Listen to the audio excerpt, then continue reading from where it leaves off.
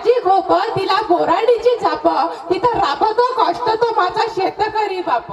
नेतो अंगावर चिंध्या खातो मिरची भाकर, नेतो अंगावर चिंध्या खातो मिरची भाकर.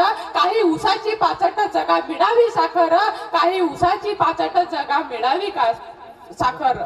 मित्रांनो, आज आपला शेतकरी हा शेतामध्ये अन्न पिकवतो आणि त्याचं अन्न हे संपूर्ण जगभर पसरलं जातं. पण आपला शेतकरी जो स्वतःचे हाल करून आपल्या शेतामध्ये सोन्यासारखे धान्य अन्न पिकवतो, अशा शेतकऱ्याला मात्र उभ्या जगासाठी उभा राहणाऱ्या या शेतकऱ्याला मात्र उपाशीच झोपावं लागतं.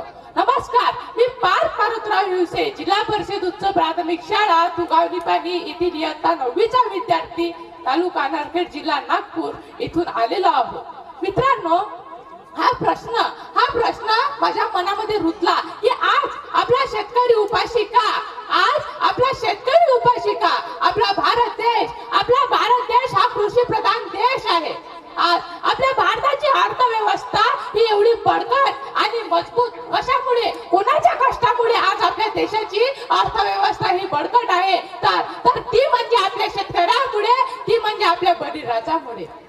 मित्रांनो, आज संपूर्ण जग थांबलं तरी आपला बळीराजा थांबत नाही.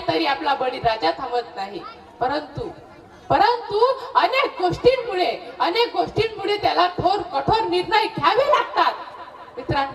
मित्रांनो, कधी निसर्गाची अवकृपा होते, कधी निसर्गाच्या आपत्तींमुळे दुष्काळ, महागाई, उपासमार आणि अतिवृष्टी यासारख्या झालेल्या समस्यांमुळे त्यांच्या नुकसानांना शेतकऱ्याला सामोरे जावे लागतं. आणि म्हणूनच आज आपला शेतकरी उपाशी आहे असं मला वाटतं. दुसरं म्हणजे असं की शेतकरी हा शब्द उच्चारण्यात जेवढा सोपा वाटतो ना, तेवढा तो उच्चारण्यात सोपा नसतो. मित्रांनो, तेवढा तो उच्चारण्यात सोपा नसतो.